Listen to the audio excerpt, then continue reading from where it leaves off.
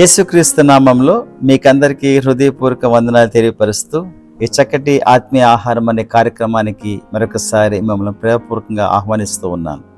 బాగున్నారు కదా? దేవునిలో చక్కగా ఎదుగుచు బలపడుచు ఉన్నారని నేను భావిస్తూ ఉన్నాను. దేవుడు మనుషుడితో ఎప్పుడు మాట్లాడాలని ఆశపడుచు ఉన్నాడు. ఒకానొక దినాన మరి ఇజ్రాయెల్ ప్రజలు ఆయన ఒక మాట వెలగొంటా దేవుడు చాలా బాధపడిచి ఈ మాట అన్నాడు. చూసారా? యెషయా గ్రంథంలో మనం చూస్తే 1వ అధ్యాయము 2వ వచనంలో యెహోవా మాట్లాడుచూ ఉన్నాడు, ఆకాశము ఆలకించుము, భూమి చెవియొగ్గుము, నేను పిల్లలను పెంచి గొప్పవారినిగా చేసి తిని వారు నా మీద తిరగబడి ఉన్నారు. మాట్లాడేటువంటి దేవుడు ఆయన. అయితే మనమే మాట్లాడలేదు కదూ. అయితే దేవుడు మాట్లాడతాడు. చాలాసార్లు చాలామంది అడిగే ప్రశ్న ఏమిటనంటే, దేవుడు ఎలా మాట్లాడతాడు? How can we hear God's voice? దేవుని యొక్క స్వరాన్ని మనం ఎలాగ వినవచ్చు? కొన్ని విషయాలు చెప్తాను.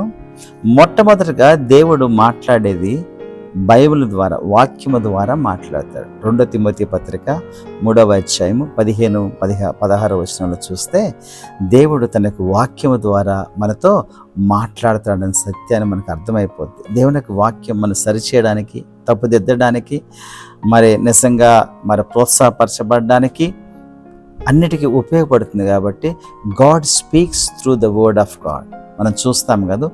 ఒకవేళ చూస్తే యోనాకి ఎలాగా ప్రత్యక్షమై దేవుడు సెలవిచ్చాడు. యెహోవా వాక్కు అమత్తై కుమారుడని యోనాకు ప్రత్యక్షమై. సో వాక్కు వల్లే దేవుడు మాట్లాడతాడు. ఇర్మియాకు ఒక దినాన యెహోవా వాక్కు నాకు ప్రత్యక్షమై అని అంటాడు. అలా ఏడ్చాడు కూడా, యెహోవా వాక్కు నాకు ప్రత్యక్షమై. యెహోవా అబ్రహాముకు ప్రత్యక్షమై, అబ్రామా భయపడకము, నేను నీకు కేడము బహుమానమునై ఉన్నానని సెలవిచ్చాడు. So God speaks through the word of God.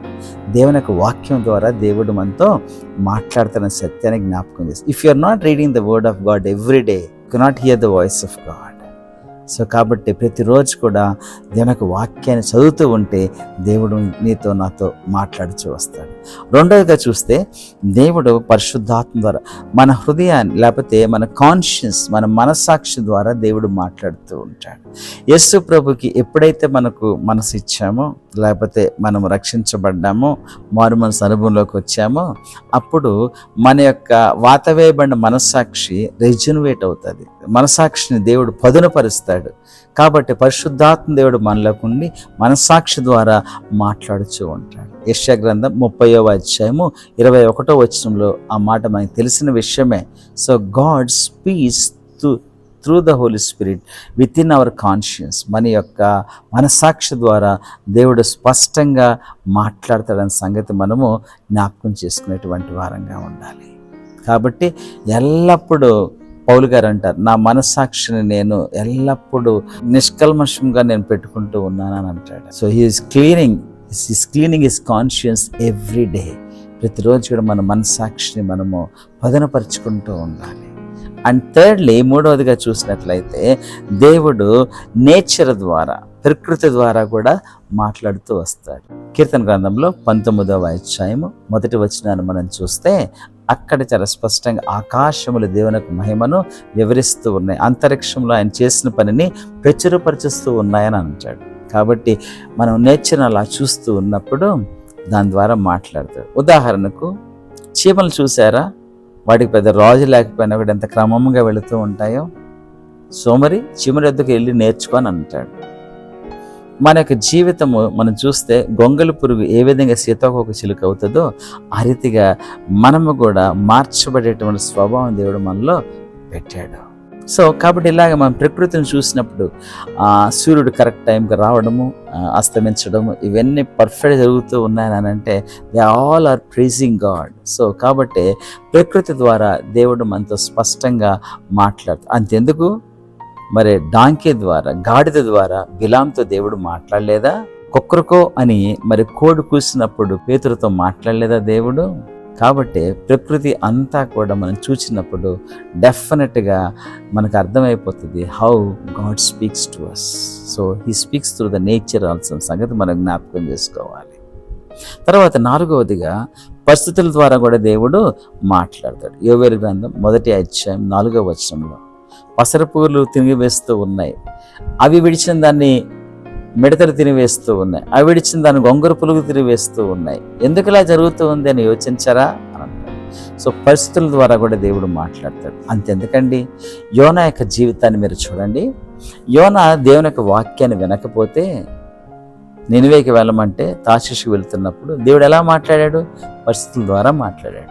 పెద్ద తుఫాన్ తీసుకొచ్చాడు, అప్పుడు మాట వినలా. తర్వాత మరి ఇంకా సముద్రంలో పడవేశారు, అప్పుడు కూడా మాట వినలా. చేప కడుపులో ఉన్నప్పుడు అప్పుడు దేవునికి సమర్పించుకున్నాడు. చూసారా, పరిస్థితుల ద్వారా కూడా దేవుడు మాట్లాడతాడన్న సత్యాన్ని మనము జ్ఞాపకం చేసుకునేటువంటి వారంగా ఉండాలి. అంతేకాదు, దేవుడు కలల ద్వారా, దర్శనాల ద్వారా కూడా మాట్లాడుతూ వస్తాడు. యోసేపు మనకు చక్కటి నిదర్శనం. పాత నిబంధన గ్రంథంలో యోసేపు కావచ్చు, కొత్త నిబంధనలో యేసు ప్రభుకి ఫాదర్ అయిన యోసేపు కావచ్చు. ఇద్దరు కలల ద్వారా దేవుడు అంత చక్కగా మాట్లాడాడో మనకంతా తెలిసిన విషయమే. సో కాబట్టి ఈ రీతిగా దేవుడు మాట్లాడతాడు. కాబట్టి ఎల్లప్పుడూ దేవుడి యొక్క మాట వినడానికి మనం ఇష్టపడితే he has many methods to speak to you అని ఎప్పుడు మాట్లాడేటువంటి దేవుడే. కాబట్టి ఒకరోజు వినకపోతే ఆకాశంతో మాట్లాడాడు, భూమితో మాట్లాడాడు. ఈ ఈవెంట్స్ చూసారా, సముద్రము ఉప్పొంగుచూ ఉంటే నిశ్శబ్దమే ఊరుకుండా మనం ఒక మాట చెప్తే అవి విన్నాయి. మరి మానవుడే వినటం లేదు. కాబట్టి దేవుని యొక్క మాటను విందామా? అసలు ఎలాగ మాట్లాడతాడో తెలియదు అని అంటే ఎలాగ చెప్పండి?